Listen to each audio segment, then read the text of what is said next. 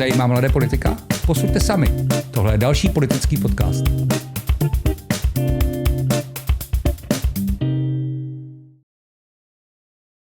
Vítáme vás, tohle je první epizoda našeho podcastu, já jsem Krištof, jsem tu jako zástupce Mladé generace a dneska tu mám sebou senátora Tomáše Goláně. Ahoj Krištofe. Ahoj Tome. Tak se ptej. První věc, kterou byste chtěl probrat, tak je výsledek voleb do Poslanecké sněmovny. Výsledek voleb do Poslanecké sněmovny. Těžké téma, lehké téma, nevím. Jo. Prostě je to na delší dobu. Já jsem ten výsledek očekával, já jsem to už říkal v médiích, já jsem vystupoval hned po tom, co byly známy výsledky těchto voleb. Za mě to není nic překvapivého. Myslím si, že to není překvapivé ani nakonec pro členy ODS, protože něco takového jsme cítili. Co nad tím výsledkem je, nebo co tím výsledkem nám bylo vzkázáno? Bylo nám vzkázáno, že musíme se jako ODS začít chovat otevřeně. Musíme se dívat na to, co chtějí lidé. Musíme se dívat na to, co chce národ. Musíme se dívat na to, co chtějí občané. My se nemůžeme pořád uzavírat do minulosti. My se nemůžeme dívat na to, co se nám stalo. My jsme často vedli debaty, aby to bylo dobré pro ODS, aby ty systémy, které nastavujeme, ODS nepoškodily, aby ODS vypadala dobře. Tohle jsou věci, které si myslím, že tím výsledkem voleb by měly být překonány. My bychom se měli dívat dál než za 4leté příští volební období. My bychom se měli dívat do budoucnosti a měli bychom se stát lídrem pravice, lídrem ekonomického růstu, lídrem podnikatelské sféry. A jako lídr musíme vyhrávat volby. A pokud chceme vyhrávat volby, tak nemůžeme tvořit účelová sdružení typu Spolu. Musíme mluvit sami za sebe. A sami za sebe nést tu odpovědnost. A také musíme získávat většinu pro to, abychom mohli vládnout většinově. Protože ta politická odpovědnost, aby byla na nás. Abychom se nemohli vymlouvat, no tak my jsme tam měli jsme tam tlaky těch koaličních partnerů. Ty koalice budou vždycky, ale my v rámci těch koalic musíme vysvětlovat, jaký máme program a co je dobré pro tento stát. A teď už jsem to vlastně spojil, že jo? Jaký máme program. No ten program musí být dobrý pro ten stát. A potom s tím programem musíme vystupovat i v těch koalicích. Takže to je pro mě takový vzkaz těch voleb a jestli dopadly dobře nebo dopadly špatně, no samozřejmě dopadly špatně, protože jsme je nevyhráli. Pokud nevyhrajete volby, tak nemůžete říct, že dopadly dobře. Můžete být optimisté, jaký chcete, ale pokud ztratíte možnost ovlivňovat ekonomiku, ovlivňovat veřejný život, ovlivňovat chod státu, protože jste v opozici, no tak nedopadli dobře. A počítat, kolik jsme dostali hlasů navíc, je sice taková jako lehká útěcha, ale ve výsledku nám to k ničemu není. Myslíš, že hlavní důvod ODS toho neúspěchu bylo to, že se kandidovala jako Spolu? Myslíš, že by ODS měla samotná větší šanci nebo ne? To si úplně nemyslím. To je tak půl na půl. Možná i vás, mladé voliče, mohlo odradit to, že jsme s KDU v jedné koalici, že KDU má program spíše středolevicový a my se snažíme tvářit jako pravice. Takže tohle třeba mohl být ten důvod, kdy člověk, který je nějak pevně ukotvený, ekonomicky, politicky, prostě názorově, tak si myslí, no tak tohle volit nemůžu, protože to tam nenacházím. A protože jsem viděl poslední 4 roky, že i kdyby mi tady jakoby ODS jako středopravicová strana něco slibovala, ona to stejně díky té koaliční spolupráci s tím KDU nemůže vlastně realizovat. Takže tohle mohly být třeba ty faktory, které odradily někoho, aby šel volit ODS. A třeba to dal motoristům, protože motoristé se skutečně prezentovali jako ta skutečná pravice. K těm motoristům, proč si myslíte, že mladí lidé tolik volili motoristy? Byl to Filip Turek, byly to pravicový program, který vlastně motoristé měli? Tak mladí lidé šli volit poměrně transparentně. Ti, co byli levicového smýšlení, volili Piráty, ti, co byli pravicového smýšlení, volili motoristy. Já si myslím, že motoristé se dostali tam, kam se dostali, byť jsou na nějakých 6% a mají 13 mandátů, tak se dostali skutečně vůči určité vyprofilované pravicové politice, kterou perfektně připravil institut Václava Klause, kdy Václav Klaus vždycky se stylizoval do role pravicového politika a toho, který se vlastně orientuje jenom na tu ekonomiku a jenom na peníze a na čistý trh. A tam si myslím, že bylo mistrovsky zvládnuté to dílo v podobě toho programu. A proto si myslím, že volí motoristy. Otázka je personálního obsazení, otázka je, jak motoristé vlastně vznikli, z koho vznikli, koho tam mají, to ti mladí neřešili. Takže ano, motoristé oslovili pravicově smýšlející mládež. Myslíš, že byla chyba sázet na takzvaně anti-Babiš v té kampani Spolu? Jo, byla to chyba. Byla to chyba, protože něco negativního nemůže přinést nic pozitivního. Já prostě věřím na tyhle věci a pokud jedu pozitivní cestou, jedu svojí cestou a nevymezuju se vůči někomu, ale ta kampaň nebyla jenom anti-Babiš, ta kampaň byla antikomunisté, ta kampaň byla anti-Putin a to jsou všechny 3 věci, které tady jmenujeme, jsou byly regulérní. Protože prostě Babiš, jakým způsobem vedl stát, co má za sebou, co má před sebou, co nám ještě předvede, to je opravdu jako věc, která je nebezpečná pro stát. To samé je nebezpečné to Rusko. To samé byla nebezpečná Konečná, protože její vystoupení byly naprosto šílené, to byly 50. léta, jako já jsem u toho stál a říkám si, tohle není možné. A na tomhle my jsme založili tu kampaň. Ale to vlastně nebyla naše cesta. My jsme šli vlastně cestou Babiše, cestou Putina, cestou Konečné, ale my musíme mít vlastní cestu, musíme mít vlastní témata. A ta vlastní témata musí prostě lidi oslovovat a v rámci těch vlastních témat, pokud dostaneme dotazy na tyhle 3 okruhy, které si tady jmenoval v té otázce, tak musíme samozřejmě vysvětlit, jaký kým máme postoj. Ale nemůžeme na tomhle postavit celou kampaň. To ne. My musíme postavit kampaň na prosperujícím prostě Česku. To je celé. A jak toho dosáhnout, já si myslím, že k tomu se dostaneme v jiných podcastech, protože to je na celý podcast, ale to prosperující Česko mělo být prostě na prvním místě. A my jsme na něm pracovali, na tom prosperujícím Česku. My jsme 4 roky vládli a dělali jsme spoustu dobrých kroků, dělali jsme i spoustu špatných kroků, to tak prostě je. Já jenom hned musím tady uvést jednu věc. Když jsme vyhráli ty minulé volby, tak jsem věděl, že to bude průšvih. A první věc, co bylo jasné, že to bude průšvih, bylo, protože lidé po covidu a po vládě Andreje Babiše byli natolik zklamaní, že v tu novou vládu vkládali obrovské předpoklady, čekali od ní strašně moc, obrovské naděje. Jo. A ta naděje vždycky je základem zklamání. Takže já jsem věděl podle toho, co jsem slyšel od voličů, co si myslí, že ta nová vláda dokáže, takže to je prostě už průšvih jako dopředu. No a pak druhý průšvih byl, že i když jsme vládli a dělali jsme dobré kroky, tak místo toho, aby jsme u každého kroku, který jsme udělali, i hned dělali tiskové konference a pouštěli do médií prostě, o čem ten krok je, tak my jsme stáli a čekali jsme až na to, co na to řekne opozice. Až ta opozice řekla něco, tak jsme na to teprve byli schopni jakž takže reagovat.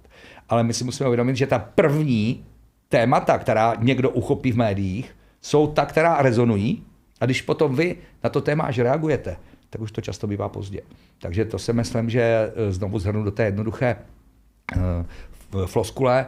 My jsme vládli a Andrej dělal kampaň. A jinak to nemohlo dopadnout. Myslíš si, že ODS má personální problém, že tam je málo známých tváří, málo silných politiků, kteří by mohli opravdu tu ODS jako vést pravicově a měli by prostě to sebevědomí na ty někdy jako nepopulární kroky a na to dělat ty rozhodnutí. Protože teďka tam byl vlastně pan Fiala a teďka byl zvolen pan Kupka. Jestli to je velká změna pro ODS? Pan Kupka nebyl zvolen. Pardon. Ne, to je v pořádku. Jako. Krištofe, to je v pořádku. Já jenom jsem tady od toho, abych to třeba lehce upravil. On s velkou pravděpodobností bude na lednovém kongresu zvolen. Tahle otázka není otázka pro mě, pro Českou republiku, ale pro celý svět. Podívej se, jaké kandidáty měly Spojené státy v prezidentských volbách posledních. To je obrovský problém v celém světě. Tím, jak svět se otevřel, jak se otevřela média, tak spousta lidí nemá vůbec zájem se nějakým způsobem pouštět do veřejného života, protože tím se odhalí a stávají se terčem.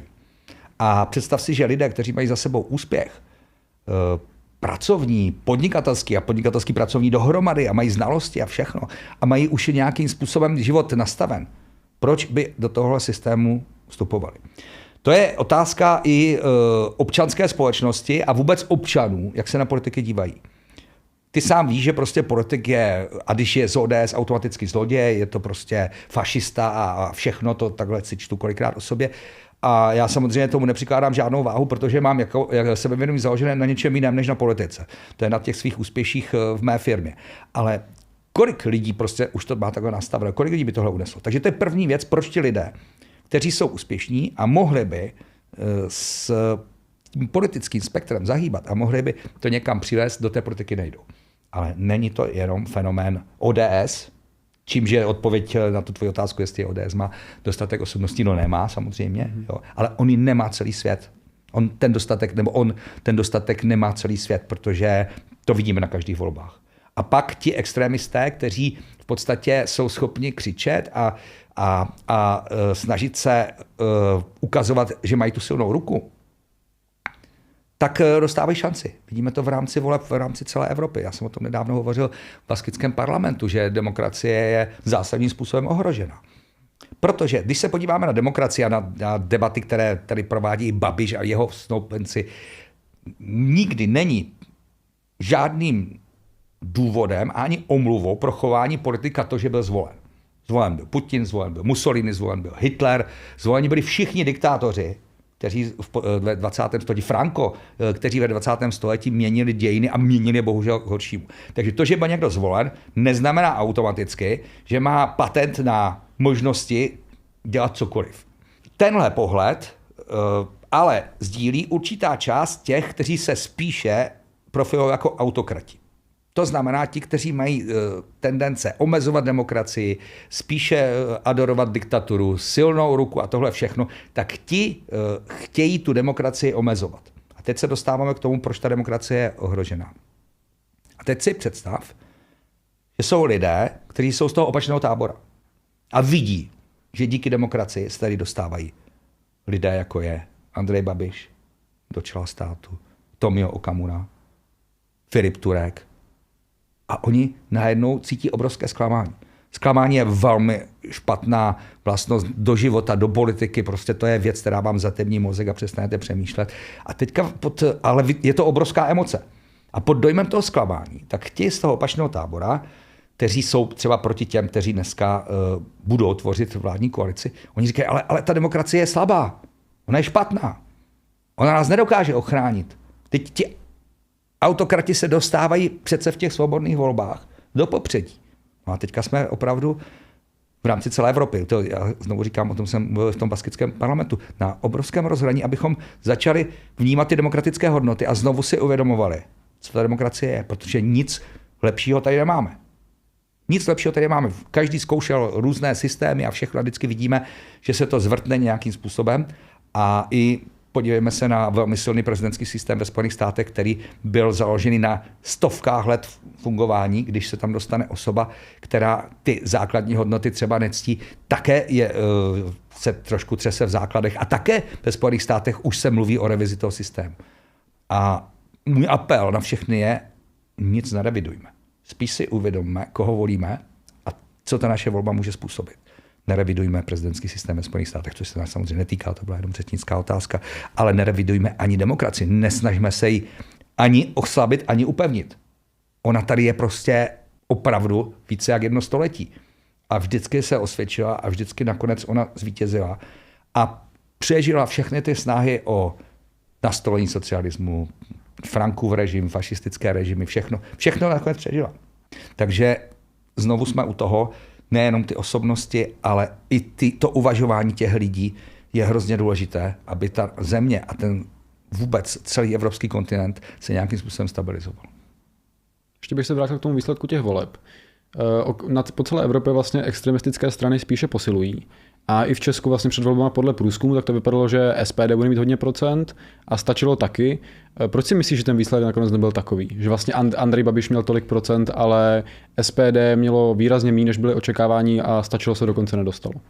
Protože přišli mladí voliči a jak jsme se o tom bavili na začátku, volili buď pravici pro ně motoristy, anebo levici Piráty, protože ty strany samozřejmě dostaly poměrně slušný počet hlasů. Andrej Babiš dostal tolik hlasů, protože pozbíral ty, co v minulých volbách propadly. Tam propadlo 1 100 000 hlasů a Andrej přesně věděl, jakým způsobem zacílit na ty voliče, kteří tehda volili ty skupiny, které se do poslanecké sněmovny nedostaly. Takže tohle jsou třeba ty hlavní důvody. A jestli se dostaneme k tomu Stačilu a k tomu SPD, tu otázku jsem vlastně, tu si tady položil, tak já si myslím, že tam se hrála určitou roli ta kampaň Spolu, která vystrašila lidi. A to je to, proč to tady říkám s úsměvem, že vlastně my jsme vystrašili lidi, aby šli k volbám, oni šli, ale lidem ty hlasy nedali. Takže jestli to bereme takhle, tak té dobré věci to posloužilo, že tady ty extremistické strany ty hlasy nedostaly, ale na druhou stranu my nemůžeme prostě všecko sázet na tom, že lidi budeme strašit a jsme zpátky u toho, co jsme říkali na začátku, jak ta kampaň byla vedena a jaký ten výsledek voleb byl. Když jsem byl ještě u těch motoristů, tak teďka se hodně řeší v médiích, jestli tedy prezident Pavel jmenuje Filipa Turka ministrem. A mě by zajímalo, jestli má podle tebe nějaký reálný důvod Filipa Turka nejmenovat. Tak tohle je všechno v gesci pana prezidenta. A třeba i představitelé ANO moc dobře vědí, že když jsem dělal žalobu na prezidenta Zemana právě kvůli nejmenování ministrů, anebo hlavně nejmenování premiérem pana Sobotky, a tam to trvalo více jak 11 měsíců, tak Andrej Babiš a celé vedení říkal, že to je v pořádku, že je to v gesci prezidenta. Takže pojďme jako k tomu konkrétně. Prezident složil prezidentskou přísahu a samozřejmě v rámci prezidentské přísahy je, že bude věrný demokracii, ústavě a všemu. Každý, kdo chce tohle zpochybňovat, tak řekne, ale v ústavě nic takového není. Ale ústava je založena na zvykovém právu. Ve Velké Británii žádná ústava není psaná a přesto funguje. A vždycky ta ústava vycházela z toho, že ten, kdo podle ústavy postupuje, tak má takové 3 atributy.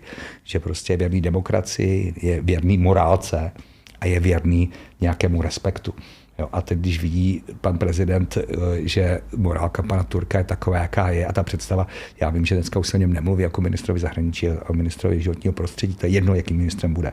Prostě naši představitelé by měli být morální lidé, kteří mají za sebou něco, co lidi můžou obdivovat a hlavně nás reprezentují v zahraničí.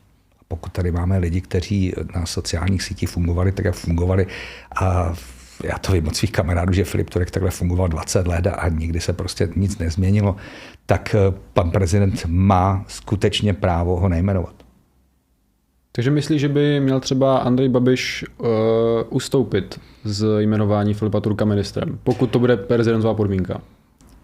Andrej Babiš by měl a možná by i chtěl, ale on to nemá tak jednoduché.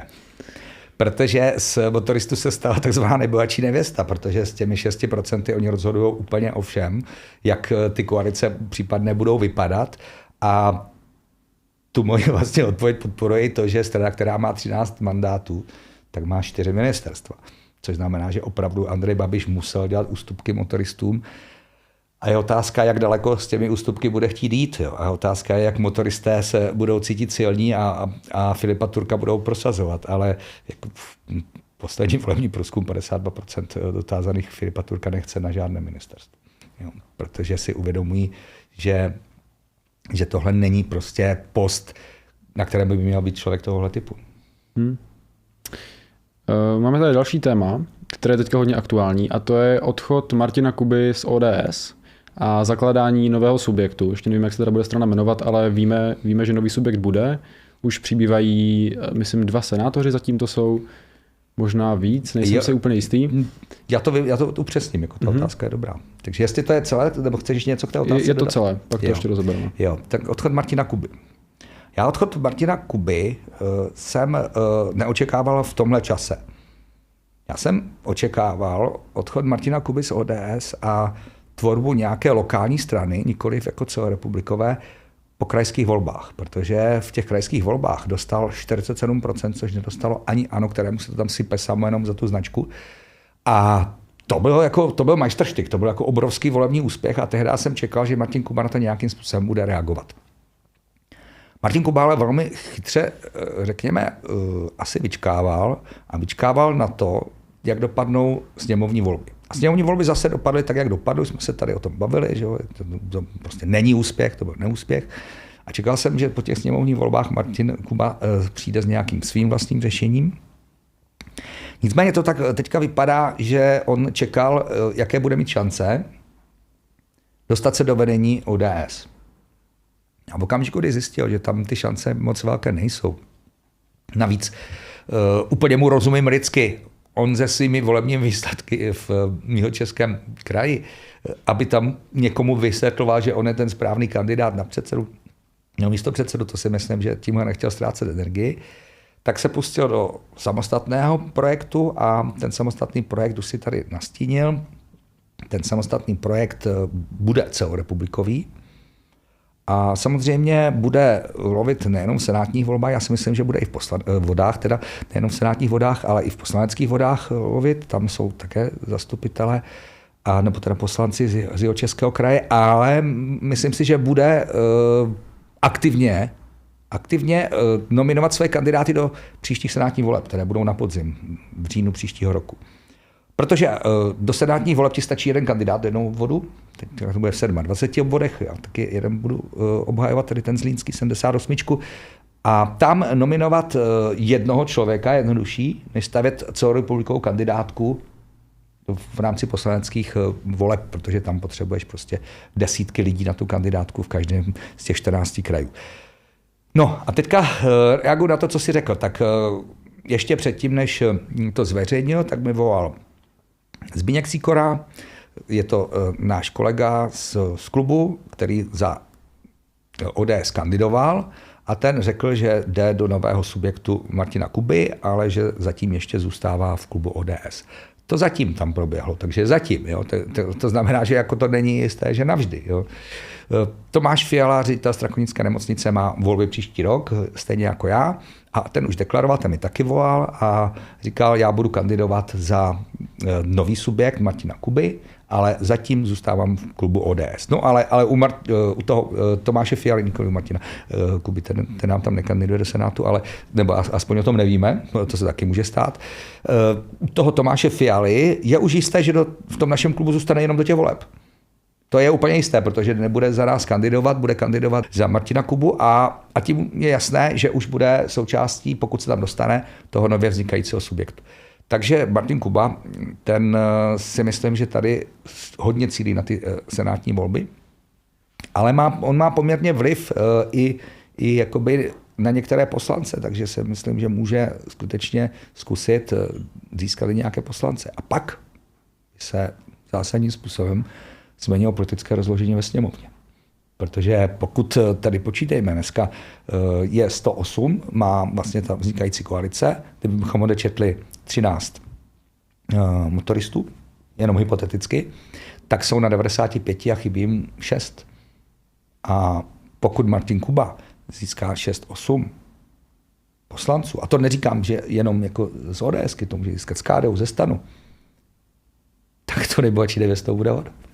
Protože Andrej Babiš s těma komplikacemi, které má z nominací třeba Filipa Turka, z motoristy, kteří je tlačí do 4 ministerstev, tak najednou tam bude jiný subjekt, který může prostě rozhodovat a který může být mnohem vstřícnější a tím se může zviditelnit, protože se může dostat dokonce do vlády.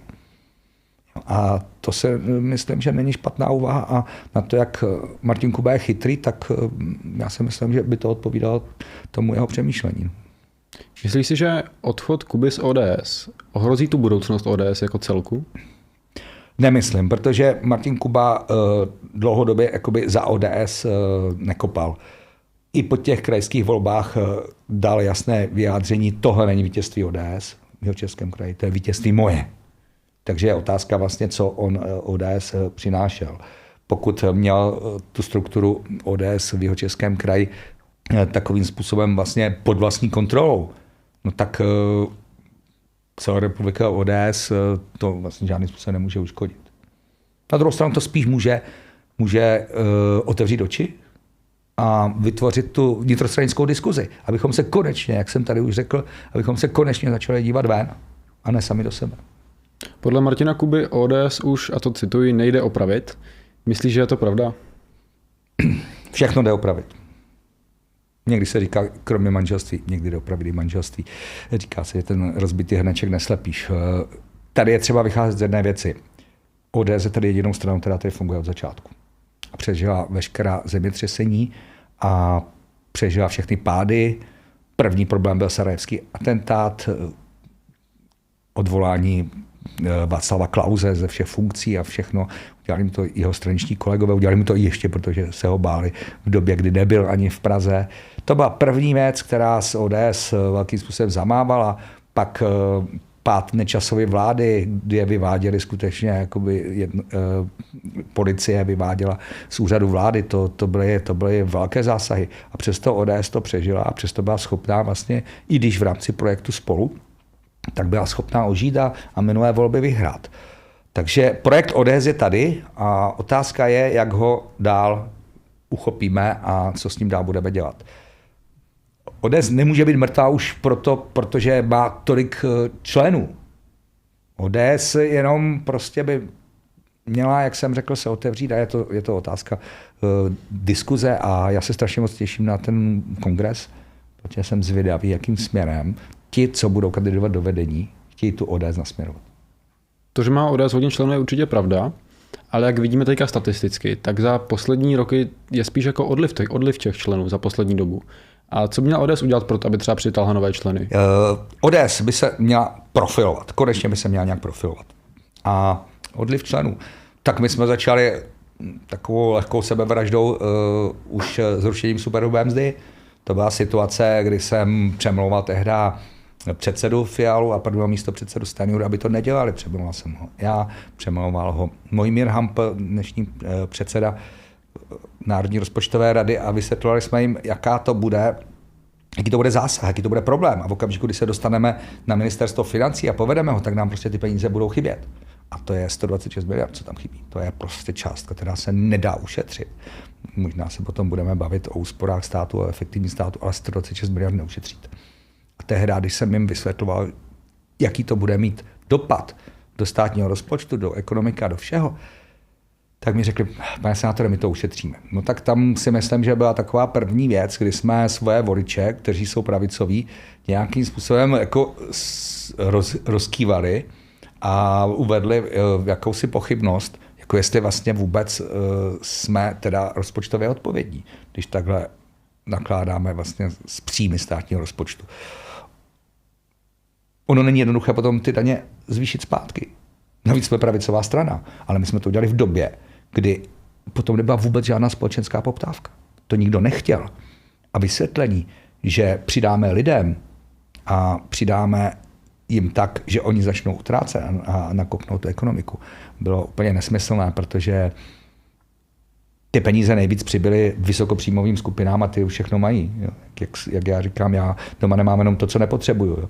A teďka ty peníze prostě nepůjdete utrácet. Jo. Tak je už někam uložíte nebo prostě někam zainvestujete, ale v žádném případě nerozhýbete tím trh, že byste ty peníze vrhli vlastně do té ekonomiky. A druhá věc, kdybychom to udělali firmám nějakou úlevou a ty peníze zůstaly těm firmám, tak nastartujeme ekonomiku. A my jsme to dělali zaměstnancům, protože my jsme v podstatě snížili odvod daně ze závislé činnosti, což je lidově daň ze mzdy, a ti zaměstnanci nemají úplně přímý vliv na nějaký rozvoj firem. Nemají vůbec žádný vliv vlastně na rozvoj firem. Takže to bylo opravdu velké šlápnutí mimo a to byl prostě nešťastný krok a tam se začala startovat ta nedůvěra v ODS. A ta další nedůvěra v ODS vznikla za naší vlády. Každý čekal, jak jsem říkal, očekávání, základ, zklamání a už ty očekávání byla tak obrovská, že bylo jasné, že ta vláda bude mít prostě problém, ale my jsme ani ta nejmenší očekávání nesplnili. Neudělali jsme tu takzvanou deagrofertizaci. Nezbavili jsme se prostě úředníků, kteří byli přímo prostě podřízení a kteří fungovali pro Andreje Babiše předtím, naprosto účelově. A neudělali jsme ani žádnou reorganizaci, nic takového, co se od nás čekalo. A podívejme se, dneska všechny soudy říkají, že Andrej Babiš, nebo respektive jeho Agrofert, čerpal neoprávněně všechny dotace, prohrává jeden soud za druhým, naposledy to byly Kostelecké uzeniny, já jsem viděl ten rozsudek Nejvyššího správního soudu. Kdy jsme to začali řešit? Kdy jsme začali až jako půl roku před volbami? Tyhle věci si měli přece řešit na začátku. Lidé čekali, že prostě ten stát se odtrhne od firmy zvané Agrofert a my jsme tam seděli, řešili jsme si své problémy. Do toho samozřejmě přišla krize, do toho přišla inflace, do toho přišla válka na Ukrajině, krizi myslím energetickou. Jo. To je jasné, ale to nebrání tomu, abychom nedělali i na tom, co se od nás čeká. Lidé často čekají od vlády věci, které jsou nesplnitelné. Ale tohle prostě bylo splnitelné. A tohle byla jedna z věcí, kterou jsme deklarovali před těmi volbami, že uděláme. A to jsme prostě neudělali. Takže to je odliv členů, to je odliv voličů. Tak jsme se vlastně bavili, nebo říkal spíš ty negativní věci ohledně té vlády. Co by se nejvíc vyzdvihlo za celé to období toho vládnutí? Co se ti líbilo nejvíc z ODS beru? Ne z celé vlády, ale co se ti líbilo nejvíc, jako co ODS dokázala prosadit a co opravdu bylo dobré pro lidi? Tak dokázali jsme zvládnout energetickou krizi, aniž bychom úplně zruinovali státní rozpočet. To byl problém, který samozřejmě i firmy těžce nesly a stálo to obrovské miliardy.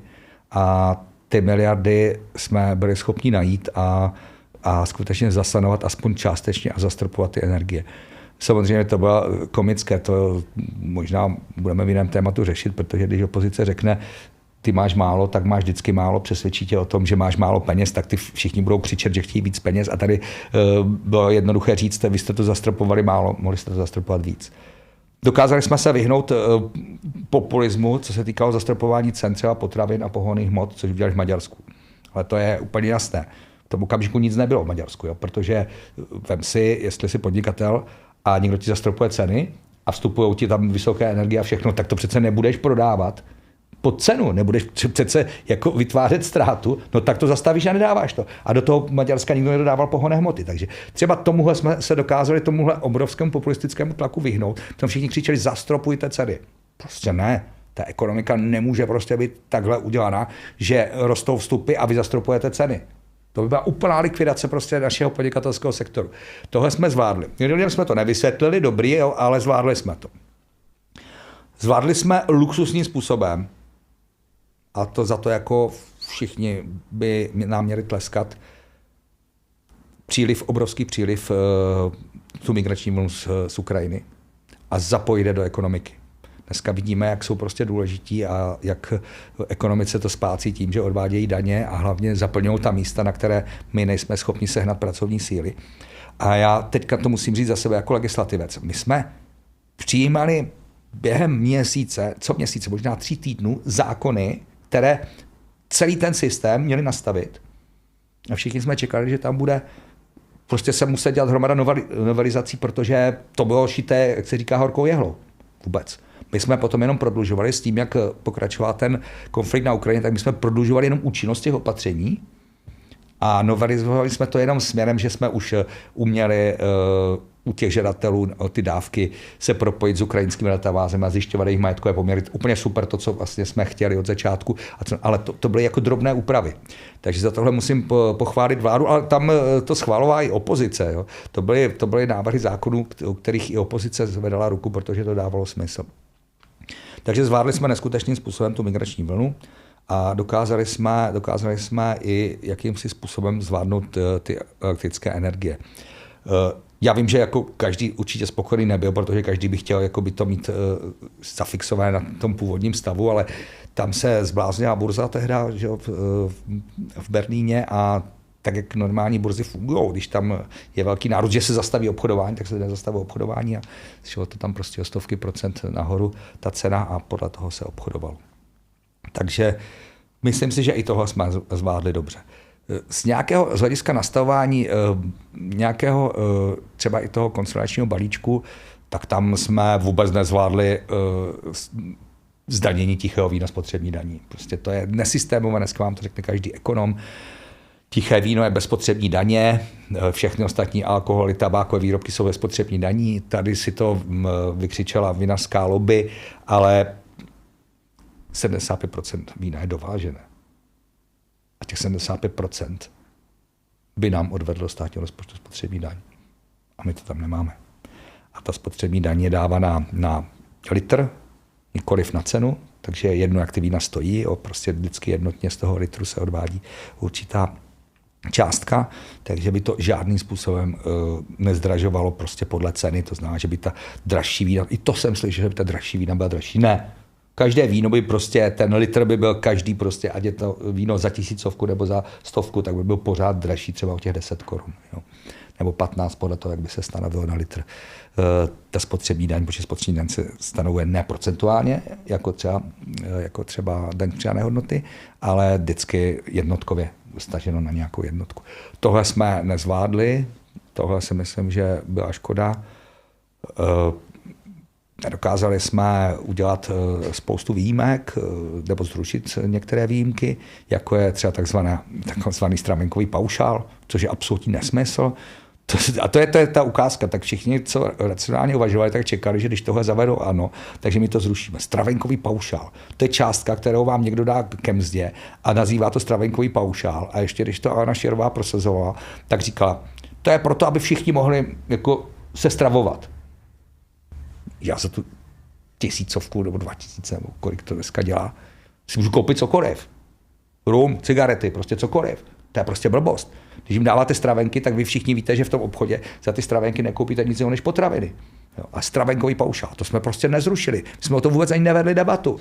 Přitom jsem na to ministra upozorňoval, že to je nesystémové. To je klasická ukázka nesystémovosti. Takže to se nepovedlo. Co se povedlo? Povedlo se reagovat na trh s kryptoaktivy, který je velmi aktivní v naší republice. Se povedlo Jirkovi Havránkovi, já jsem to potom zase prosazoval v Senátu. My jsme opravdu velmoc na kryptoaktiva. A co se týká i technologií kolem, jo, to jako první peněženka bitcoinová prostě vznikla v České republice, to málo kdo ví. Jo. My jsme opravdu velmoc, co se týká kryptoaktiv. A abychom tady přitáhli investory a aby kryptoaktiva tady prostě nějakým způsobem pomáhala ekonomice, tak jsme dokázali prosadit osvobození právě držení těch kryptoaktiv po 5 letech s tím limitem 50 milionů. Kdyby nebylo té nešťastné bitcoinové kauzy, které nikdo nerozumí, možná Jirka Havránek, já a pár lidí, a tady v té republice to vůbec nikdo nerozumí. Vůbec. Všichni jsou největší odborníci na bitcoiny. A bitcoiny jsou špinavá záležitost. A nikdo neví, že to je tak, ta stopa auditní na tom bitcoinu je tak neskutečná, že vlastně vůbec žádná měna se s tím nemůže srovnávat, ale všichni v té hospodě rozumí těm bitcoinům. Tak kdyby nebylo tohle, tak tam určitě by nebyl ani ten strop 50 milionů, ale protože všichni řvali, no tak oni teďka, že jo, tak teďka si tady jako koupili bitcoiny, to my nekoupili, oni dostali, že jo, Ministerstvo spravedlnosti, a teďka to budou osvobozovat, že se to osvobozuje pro fyzické osoby a ze státem to nemá nic společného, to těm lidem v té hospodě jako nikdo nevysvětlil, jo. Takže to byla úplná jedna kravina vedle druhé kraviny. Prostě bitcoinová aféra takzvaná neměla vůbec nic společného s tím osvobozováním, ale všichni řvali, i novináři, jo, to prostě oni teďka jako chtějí osvobodit ty kryptoaktiva fyzickým osobám. Že jo? No, takže jako prostě tohle se povedlo. A vím, že potom k tomu vystupoval i Andrej Babiš, si to přisvojil jako svoje, jo, tohle uděláme, protože mě někdo dobře poradil, že to je dobrý tah, ano, ten dobrý tah jsme ale dělali my a Andrej Babiš se na tom jenom přiživoval. Ale tohle, když už tady říkáme, co se povedlo a co se nepovedlo, tak se taky povedlo. A pak se povedla jedna věc, o které nikdo nemluví, a to je majstrštyk. Windfall tax, daň z nadměrného zisku. Strašně moc diskutovaná, strašně moc nesystémová. Měla se tím zaplnit ta díra, která vznikla právě díky těm dotovaným elektřinám nebo těm zastropovaným elektřinám, díra ve státním rozpočtu, a přijala se windfall tax. Já jsem proti tomu neprotestoval, protože prostě i odborníci říkali, ano, je to cesta, dobrý. A teďka, co se stalo? Windfall tax samozřejmě měla zdanit takzvané nadměrné zisky bankám převážně. ČEZu, to víme, jo, ale hlavně bankám. A ty banky v době, kdy byla vysoká inflace, se rozhodly, že prostě tu daň nezaplatí. No ale jak to udělali? Zvýšili úrokové sazby na vkladech.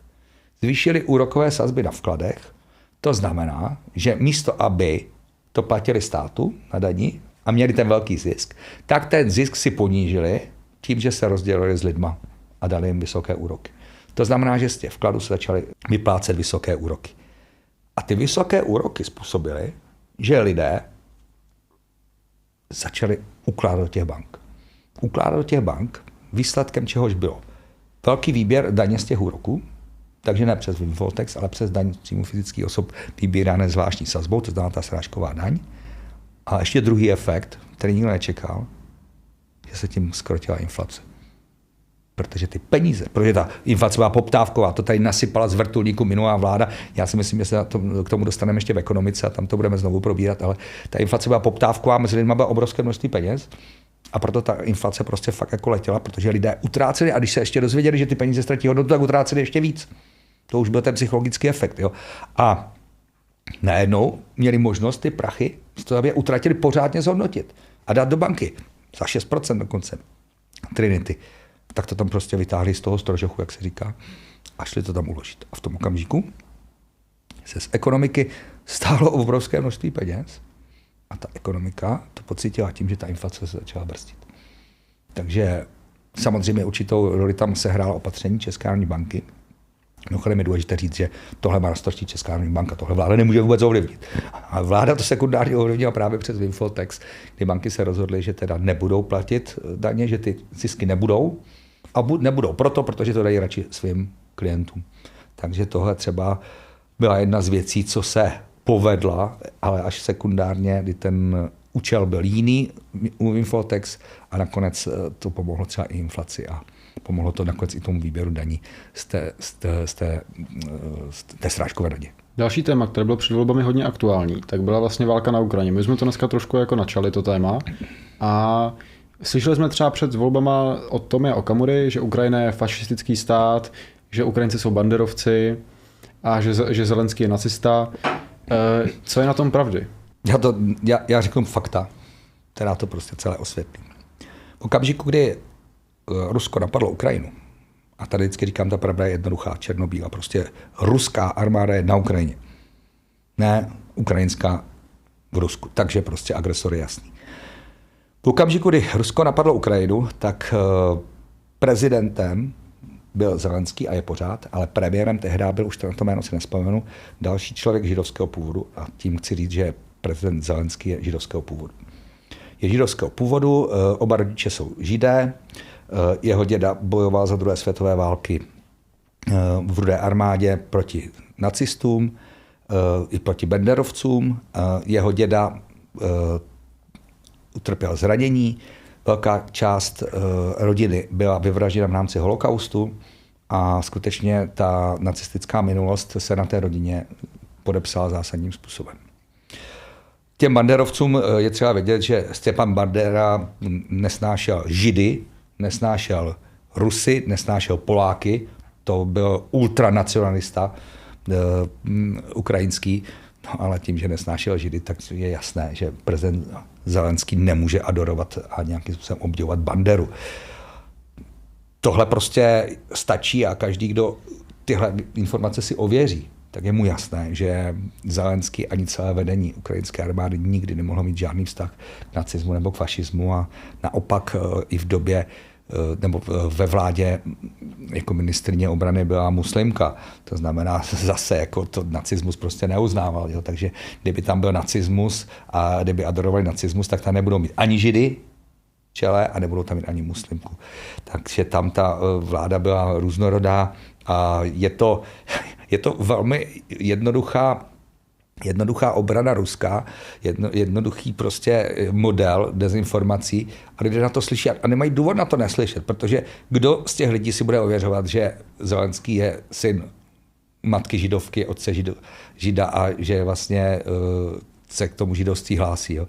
Takže tady to je jasné, jak jsem dokonce slyšel od svého bratrance, že na Bali potkal nějakou rodinu z Moskvy a tam mu říkal, ale prosím tě, jako my jsme úplně hodní, teď my vás zachraňujeme před těmi nacisty a viděl si někdy Zelenského vyslečeného do půl pasu a ten Jirka říká, no neviděl. Jo. A on říkal, no aby bys nemohl, protože on má na zádech vytetované nacistické symboly. Tak si představte jako člověka, kterému půlka rodiny umřela vlastně v táborech nebo v rámci holokaustu byla vyvražděna, který bojoval jeho děda proti nacistům. On je žid, že bude mít nacistické symboly. Ale funguje to na Rusii a funguje to i na část naší společnosti a Tomio Okamura to rád jako normálně dává jako do médií, jo. Ale on nemá Google, nebo já nevím, nebo ChatGPT, nebo já nevím, Gemini, jako Copilot, tak ať si to tam prostě najde. Jo. To jsou věci, ty věci jsou tak neslučitelné, že tomu rozumný člověk ani nemůže uvěřit, když tu informaci má. Ale všechny tyhle informace jsou šířené na základě toho, že ti lidé ty informace nemají. A tady jako ta odpověď je taková. To je vlastně součást té informační války, co se vede. Přesně tak. Že ne každý má všechna ta fakta a občas si něco poslechnou od jedné strany prostě a pak to bere za názor a pak se ty názory hrozně složitě mění těm lidem. Přesně, Krištofe.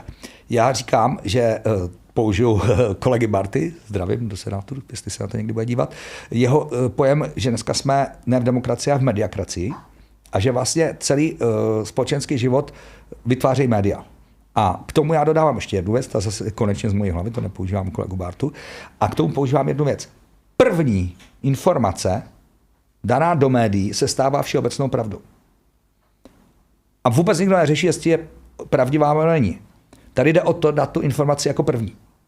A pak všichni ostatní, co se už snaží tohle vyvrátit, tak už jsou nepřátelé té informace. Protože ta informace si najde svoje zastánce, ta si najde svoje obdivovatele, protože spousta lidí žije v pochybnostech a pořád chce nějakou změnu. A teď, když ta informace jim tu změnu nějakým způsobem nabízí, oni se jí chytnou, anebo když ta informace jim potvrzuje jejich myšlenky, třeba špatné, které už se jako z jiných informací vytvoří, tak ji zase berou jako jasnou a už nejdou do nějaké hloubky, aby tohle ověřovali. Tohle je klasická ukázka s tou otázkou, co se mi dál, jako Zelenský, Bandera, nacista, fašista. No úplně, ale úplně jako zvrácená představa. Ale přesto to v tom národě jako funguje a rezonuje. Jo? A takže prostě uvědomme si, že ty informace, a vy mladí tohle umíte mnohem víc než moje generace a ta starší generace, ta informace je třeba, aby byla vždycky ověřena. A hlavně, úplně první věc, proč mám o té informaci přemýšlet, je, komu ta informace slouží. Nad tím se vůbec nikdo nezamýšlí. Ale pokud vyšlu informaci nějakou a je z toho cítit jenom z poloviny, že to někomu může pomoct, tak musím hledat, jestli je pravdivá nebo ne. A ona může být myšlená i v dobrém. I ta dobrá lež někdy může fungovat, abych to dobro jakoby prosadil a založil u toho. Jakmile je v té informaci jakýkoliv podtext, emocionální, pozor, jako na to pozor prostě.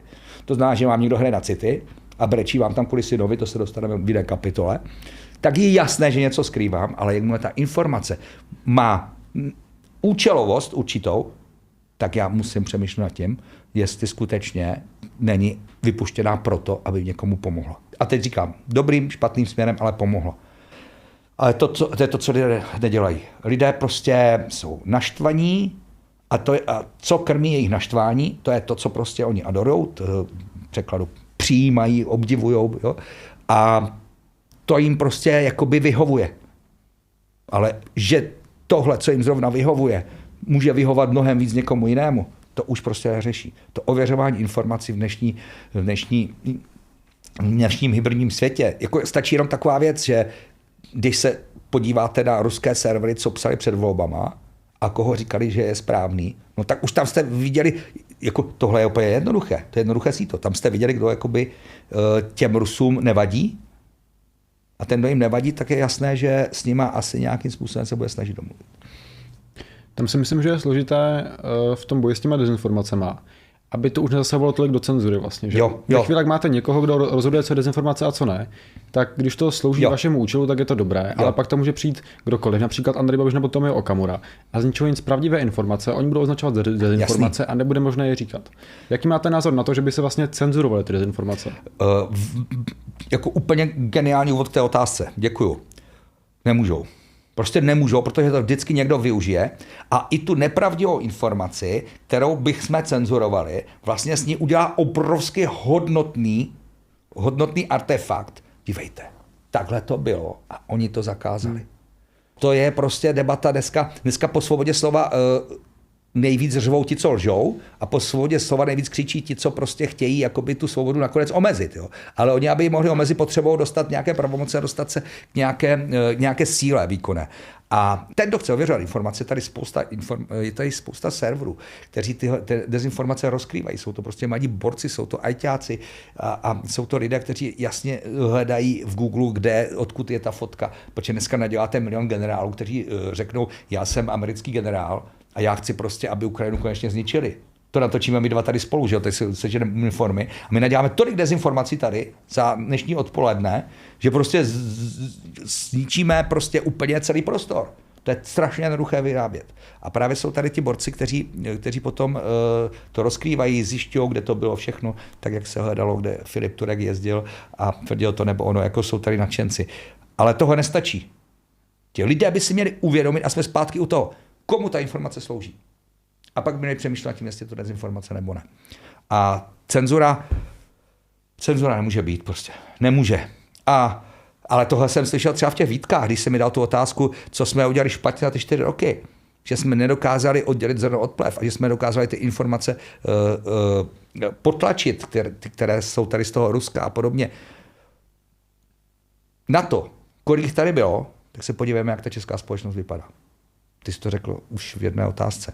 Vlastně ti, co to Rusko adorujou a co ho podporují a co vlastně říkají, že je hodné, dostali 8%. V té obrovské záplavě dezinformací o ukrajinské armádě dostali 8%. To je znovu potvrzení toho, že nemůžeme žádnou cenzuru dělat. Ale že musíme s lidma mluvit, vysvětlovat jim. I v těch hospodách. Ty hospodské otázky jsou vždycky nejzajímavější, protože oni většinou vychází z toho, co jsem slyšel. Jo. A teď, když jim říct, tak se podívej tam, jako, tak ChatGPT ty nemáš, ale já ti ho ukážu tady, podívej se. ChatGPT je jedna z věcí, která nikdy nebude lhát. Jo. Protože je to prostě nastavené na tom, že to jenom hledá informace. Jo. A nemá to omezené. A on dá i alternativy. Jo.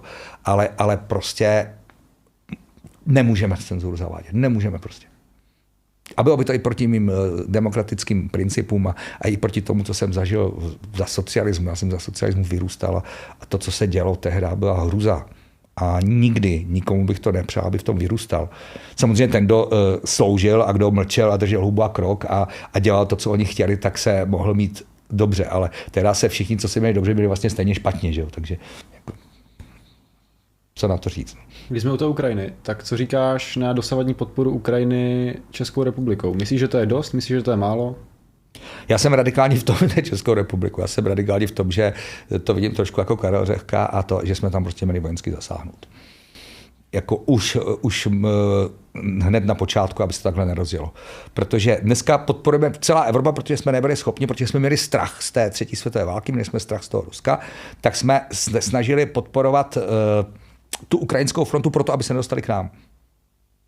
Ale to je nekonečné. Možná se potom dostaneme ještě k mírovým rozhovorům a podobně. A tehda, kdy Putin nestačil ještě tolik vyzbrojit, dozbrojit a získat spojence třeba v Indii a podobně, tak ta armáda jeho byla v tak špatném stavu, že by ta Ukrajina se vyčistila a byl by klid. On by to znovu zkoušel, ale on to bude zkoušet po jakémkoliv míru. Jakýkoliv mír tedy bude, tak bude jenom nadechnutí se prostě na další válku. To je člověk opravdu typu Hitlera, který přišel chránit svoje občany a zabral východní Ukrajinu. Hitler přišel bránit svoje občany a zabral naše Sudety. A bylo to úplně normální, on to snad ten Putin všechno od toho Hitlera kopíroval. Když se podíváte do historických materiálů, tak ten Hitler říkal to samé, ten Putin říká to samé, ale nemůžete prostě přijít jako na území státu, který má vlastní vlajku, hymnu, zastoupení v OSN, vlastní vládu, parlament a sebrat část a říct, já to chránit svoje vlastní občany. Jo, a to není dobré nikde ve světě. A i kdyby někdo řekl, že to dělali Američané, tak já jsem s tím nikdy taky nesouhlasil. Prostě svrchované státy si mají řešit svoje problémy. Něco jiného, když ten svrchovaný stát na vás zaútočí pomocí teroristických organizací, které má na svém území, což je třeba případ Afghánistánu, tam to nikdo nespochybňoval. Že? Ale můžeme se bavit třeba o Iráku, o dalších věcech, to už jsou problematické mise, ale co je důležité, ten Putin tam nikdy neměl jít. Ale tím, že jsme v roce 2014 nic neudělali proti anexi Krymu a zabrání východní Ukrajiny, tak on se vlastně nadechoval a chystal na další válku, kterou si myslel, že zvládne za měsíc.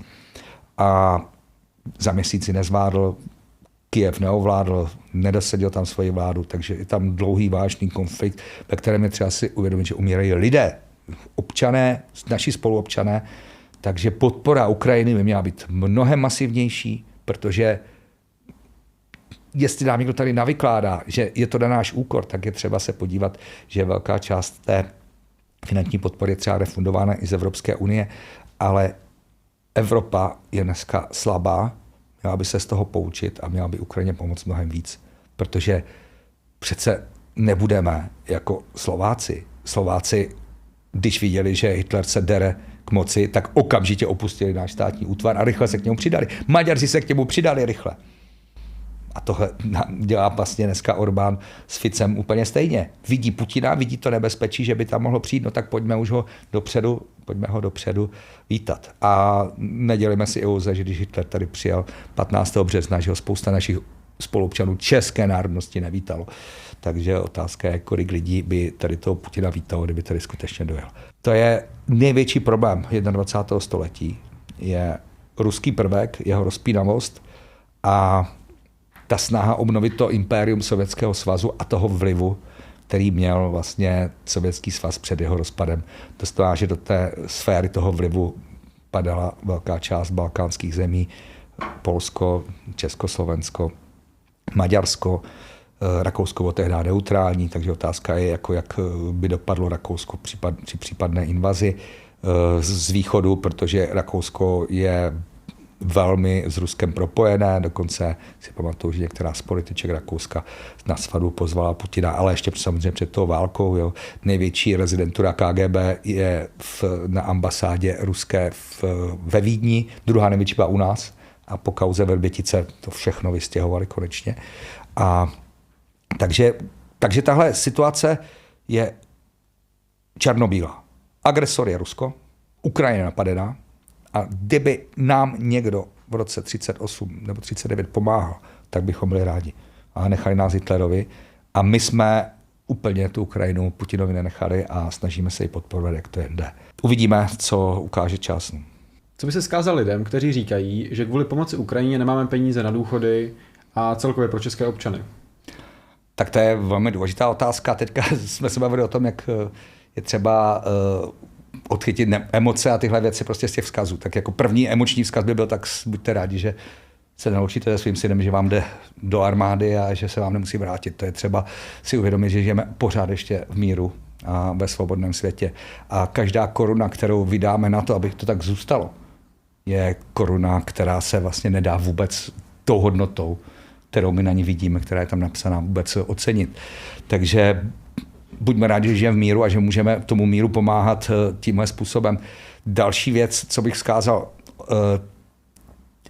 velká část výdajů je refundovaná Evropskou unii. To málo kdo ví a to je zase to, co mi bylo vyčítáno třeba různými lidmi, proč to nevysvětlujete, takže když se podíváte a budete hledat tyhle informace na internetu, tak zjistíte, že opravdu jsou ty finanční prostředky refundovány. Je to strašně důležité. Je to strašně důležité pomoci někomu, kdo má stejné hodnoty, kdo je stejně demokratickou zemí jako my, kdo má stejné, řekněme, i kulturní hodnoty. To jsou lidé jako my, to jsou ženy jako my, děti jako naše děti a my přece nemůžeme nechat tam umírat, jenom proto, že se někdo rozhodl, že to území chce dobít za každou cenu. Bral bys to tak, že vlastně výdaje na podporu Ukrajině jsou naše obranné výdaje? Já to tak přesně beru a takhle to si myslela i vždycky naše vláda, akorát to nedokázala lidem vysvětlit. Ale jsou to přesně tak, jsou to naše obranné výdaje. A já si myslím, že potom v rámci ekonomiky se dostaneme i to, kterým směrem ta ekonomika by se měla nasměrovat, jak může v uvozovkách ta válka, to je opravdu jako nešťastná forma, co teďka řeknu, ale pomoci i naší ekonomice a i celé Evropě. Ale ano, řekl jsi to velice dobře. Já beru každou korunu, kterou vydáme na obranu Ukrajiny, jako korunu vydanou na naši obranu. Zůstaneme ještě chvíli u té Ukrajiny. Andrej Babiš říkal, že chce zrušit muniční iniciativu, jestli se nepletu. Jaký na to máš názor, na tenhle Babišův postoj? Muniční iniciativa není alfou omegou ukrajinské války. Je to náš počin, kdy jsme zajišťovali munici a tu munici platili jiné státy, to znamená Německo, Francie a další, ten, koho se nám podařilo přesvědčit. Ta muniční iniciativa měla i dobrý dopad v tom, že jsme to neplatili my, že to nebyly naše výdaje, ale přesto jsme Ukrajině pomáhali tím, že jsme zajišťovali tu munici, nacházeli jsme i po celém světě, ty výrobce a všechno, a pak jsme vlastně zajišťovali ty, kdo to zaplatí. Ta muniční iniciativa, když ji zruší, tak ji zruší, ale já nevím, proč by ji rušil. Ona totiž, tak jestli chce zrušit Andrej Babiš muniční iniciativu, tak jasně říká, tak milé Rusko, obsaď si tu Ukrajinu. Protože muniční iniciativa nás nestojí ani korunu. A pokud si to někdo myslí, že to něčemu pomůže, tak je to člověk, který prostě v podstatě chce tu Ukrajinu zaprodat a pustit. Když jsme to Andrej Babiše, tak Andrej Babiš před včerejškem vydal video o tom, že vydal video s tím, jak vyřeší svůj střet zájmu, který má. Myslíš, že se skutečně vzdá vlivu v Agrofertu, nebo je to jen takový formální krok? Tak já jsem to video viděl, to video mě nepřekvapilo, protože Andrej Babiš, ale co mě překvapilo, byla reakce opozice a trochu i prezidentské kanceláře. To, co Andrej Babiš tam řekl, tak řekl perfektním způsobem, aby tomu nikdo nerozuměl. Začal mluvit o trustu a všichni řekli, trust, jo, dobrý, jako to je super, to je moderní, určitě, jako to někdo prostě funguje v Americe, že jo, ty trusty vidíme to v těch filmech a já ty lidi ohromím, já ho dělám trust. A já ho udělám úplně nezávislý, já tam dám nezávislého protektora, používal slova, která vůbec nejsou v naší legislativě. Mluvil o slepém trustu, který vůbec naše legislativa nezná, občanský zákoník. Já se k tomu dostanu, jak je to tam upevněné. Takže všechny úplně úžasně zmarlé. Co je trust? To je svěřenský fond. To je svěřenský fond a jsme pořád u toho, co tady už jednou bylo. A co všechny instituce řekly, že je pouze obcházením zákona a že žádným způsobem jeho střet zájmu neřeší. A kolegové z opozice tleskali, to je super, on to vyřešil. Tak řekněme si, jak to funguje. Jestli teda ten slavný trust, a budeme mluvit česky, svěřenský fond chce založit, tak tam musí být zakladatel. To znamená někdo, kdo tam prostě vyčlení ty prostředky, ze kterých ten fond vzniká. Pak tam musí být správce a pak tam musí být beneficient omyšlený. To jsou 3 základní prostě charakteristiky svěřenského fondu. Takže zakladatelem bude kdo? Andrej Babiš? No, z největší pravděpodobností ano, protože Agrofert vlastní on. A teda jestli ten Agrofert předá do svěřenského fondu, tak bude zakladatel. Správce, mluví o nějakém nezávislém správci, ale správce je placený z toho fondu svěřenského. Takže už od nějaké té nezávislosti bych pochyboval.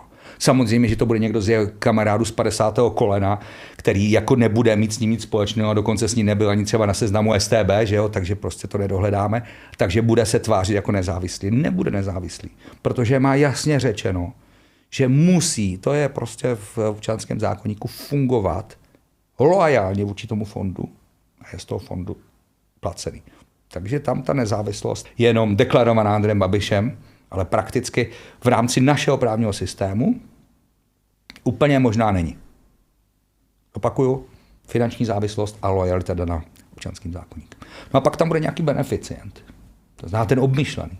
Ten, kdy ten svěřenský fond je buď veřejný, to znamená veřejné věci, anebo soukromý, což bude tento případ, kdy má daný nějaký status a v tom statusu je řečeno, kdy ten fond zaniká a co se s ním děje.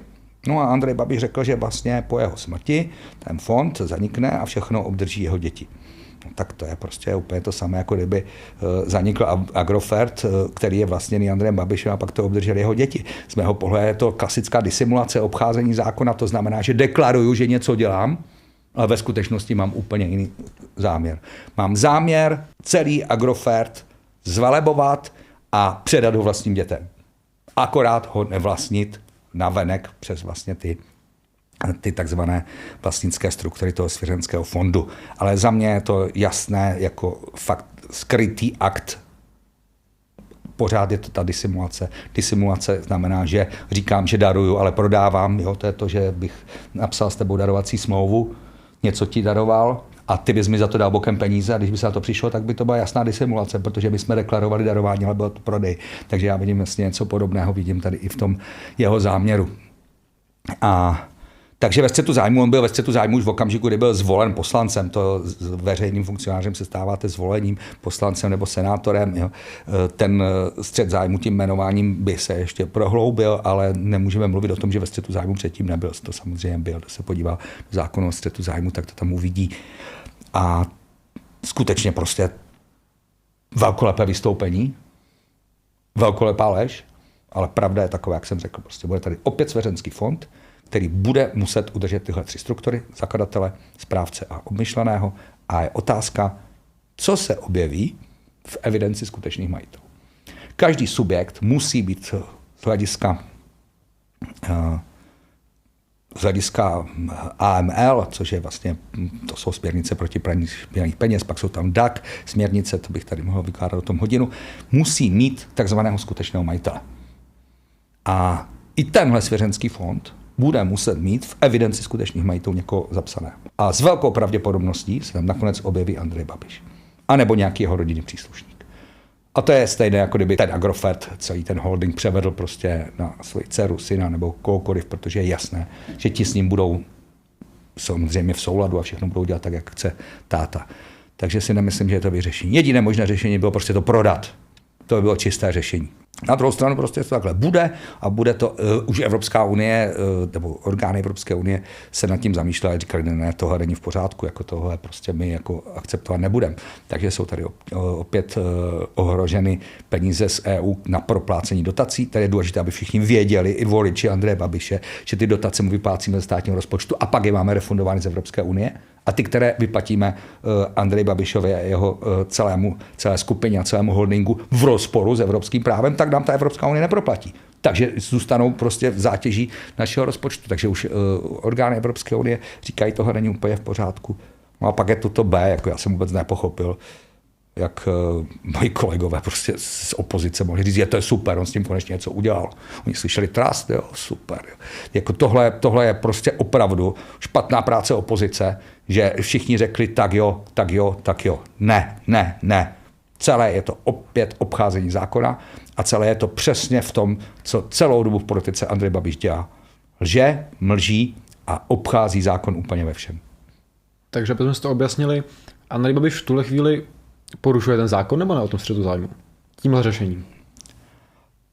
On ten zákon porušuje, to je bez debaty, ale tohle řešení nepřináší ten výsledek, po kterém volal prezident Pavel. To znamená, aby v tom střetu zájmu nebyl. Protože jak jsem řekl, zvoleným poslancem už v tom střetu zájmu byl. A samozřejmě, co to znamená, nemůže obdržet dotace, státní zakázky, nemůže investiční pobídky. To je to, co vlastně člověk, který se stává tím veřejným funkcionářem a vlastní tyhle společnosti, tak nemůže prostě do těch společností dostávat. Jo. Takže Andrej Babiš se snaží to dostat z toho střetu zájmu už i z hlediska toho, že je zvoleným poslancem. A ten střet zájmu nevyřešil a celé se to potvrdí nebo vyvrátí, ale já nejsem vůbec důvěřivým člověkem, který by věřil, že Andrej Babiš to přes svěřenský fond vyřeší. Uvidíme, kdo bude v evidenci skutečných majitelů. A to je ale to video, jako bylo o Agrofertu. Ale pak tu máme fondy Hartenberg, které vlastní Sportobchod, Astratex, Ovečkárnu a další prostě e-komerci. A tam je Andrej Babiš všude napsaný jako nepřímý vlastník, protože ovládá ty fondy Hartenberg a ty jsou přes holdingovou strukturu vlastníky tady těch společností, které jsem vyjmenoval. A nikdy o tom nemluvil. Nikde nemluvil o tom, co udělá s Hartenbergem. Takže jako to, že vyřeší Agrofert, je jedna věc, ale je třeba vyřešit ještě další jeho aktivity. On tam má ty Future Life reprodukční kliniky. Jsou taky součástí portfolia Hartenbergu. Takže tady jsou další otázky, na které třeba se zaměřit. Ne přijít a říct, tak jako já tady pláču, 40 let jsem na tom pracoval a vy mi to berete, protože já chci teda být v té politice, tak vy to berete. To jako je samozřejmě ta emoce, to je to divadlo, ale fakta jsou taková, jak jsem tady přednesl. Hodně mladých lidí mi připadá, že, nebo ne hodně, ale mladí lidi se celkově obávají těch budoucích 4 let. Pravděpodobně to bude vláda Andreje Babiše, i kdyby byl premiér někdo jiný, tak je to pořád ANO, má motoristé a nezávislí odborníci za SPD. Myslíte, že to je pro Českou republiku a pro demokracii v Česku opravdu hrozba, nebo se toho vlastně tolik nestane? To je úplně boží otázka, děkuji, Daní Krištofe. Nestane se vůbec nic. Lidstvo je to 50 000 let. 8 let jsme zažili vládu Andreje Babiše s Milošem Zemanem na Hradě. Všichni si mysleli, že se zboří celý svět a podívejme se. Jako. My potom za naší vlády jsme spoustu věcí spravili, Alenka Schillerová nás pochválila hned po těch volbách, jak tady všechno je nastartované. Teď poslanci říkali, jeden, já nevím, který to ten a nějak psal na tom Facebooku, jak ti lidé se najednou usmívají. No, usmívají se protože jsme tu ekonomiku nastartovali, protože to všechno funguje, oni ještě u vlády nejsou. Že jo? Takže jako za ty 4 roky se toho moc nestane.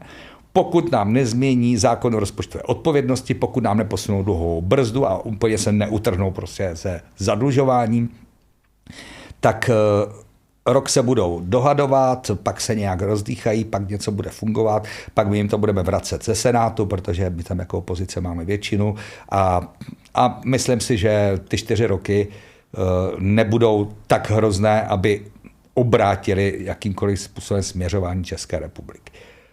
Je to díky tomu, že máme fakt super ústavu a máme ten dvoukomorový systém. Kdyby Slovensko mělo 2 komory a Maďarsko, tak se tam toho nestane. Ale postupně Orbán měnil ústavu takovým způsobem volební systém, aby v každých volbách vlastně v podstatě vyhrávala ta jeho strana. Slovensko to má podobné, takže tam vždycky můžou prostě rozkývat cokoliv, protože nemají tu druhou komoru. A ta druhá komora má právě v těchto těžkých dobách, vozovkách, tak jak to vidíš, ty jsi řekl, že se spousta lidí obává, tam má právě ten největší význam, protože zabrání změně volebního systému, zabrání změně ústavy, zabrání přijetí špatných mezinárodních smluv, protože to jsou věci, kde musí být souhlas obou komor, jak mezinárodní smlouvy, tak volební systémy, tak ústava, tak tam už musí být kvalifikovaná většina. Takže já bych se toho nebál. A možná to naopak pomůže, že se lidé konečně probudí a uvidí to, co viděli prostě za covidu. Ten obrovský chaos. Vláda Andreje Babiše byl jeden obrovský chaos. V té nejtěžší době 3krát změněný ministr zdravotnictví, toho nejdůležitějšího ministerstva. Pořád se něco zakazovalo, hned se to zase měnilo. Měnilo se to často podle toho, kdo z jeho známých prostě byl zrovna v tom spektru podnikání. Jako to byl strašný chaos. A já bych ten chaos nechtěl zažívat díl než maximálně příští 4 roky. Když jsem byl u toho Senátu, vy jste senátor, takže na tu otázku asi neodpovíte tak, jak někteří, ale někteří lidé říkají, že Senát je zbytečný. Jaký na to máte názor a co byste řekl tady těmhle lidem, kteří říkají, že Senát je k ničemu, pouze platíme senátory za to, že tam jako sedí, je to záslužná funkce, rada starších. Co byste těmto lidem vzkázal? Ta rada starších je super, děkuji, že to říkají, protože ta rada starších je myšlená ne jako věkově, ale protože tam ten věkový průměr je přes 50, ale jakože jsou to moudřejší lidé, kteří prostě mají nějaké zkušenosti. Já už jsem to tady řekl, prostě ta komora hlídá jakékoliv zásadní změny. Kromě toho, já bych to tady mohl vyjmenovat všechny ústavní funkce Senátu, myslím si, že to jako není úplně správná odpověď na tuhle otázku. Senát je tady pojistka demokracie.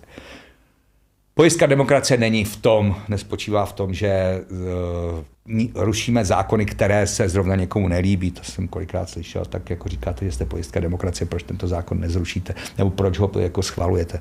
Je to skutečně v tom systému, že díky Senátu se nedá změnit systém. A Senát je věčný.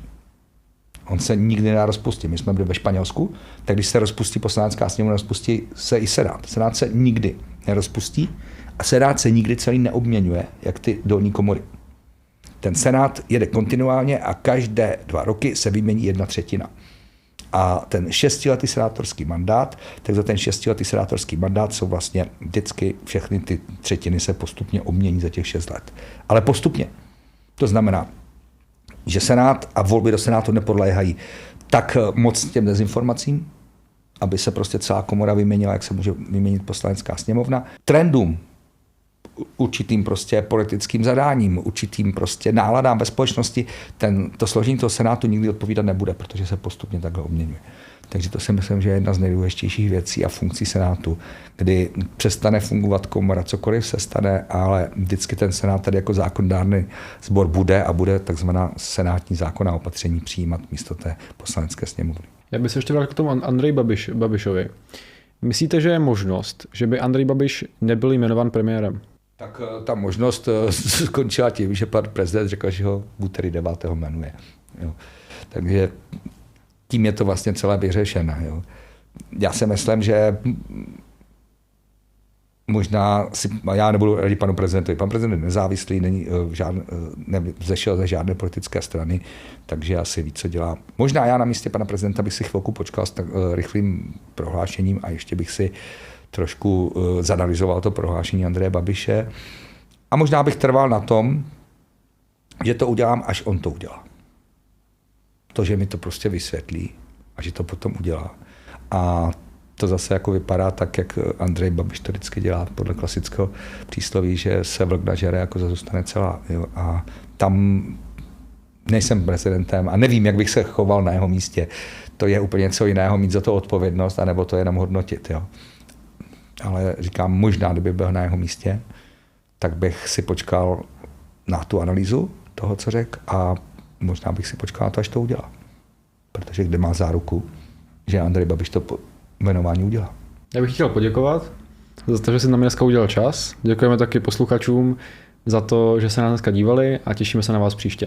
Já, Krištofe, moc děkuju za skvělé otázky, protože jestli se někomu budou líbit moje odpovědi, tak to je jenom díky tomu, jaké otázky si mi kladl a ty jsi je sám připravoval. Já musím tady říct, že to nebylo ode mě, že bych řekl, tohle se mě ptejte. A příště čekám, že ještě víc do mě půjdeš, ale dneska jsme začínali, tak jsme si na sebe zvykali a uvidíme. Děkuju také.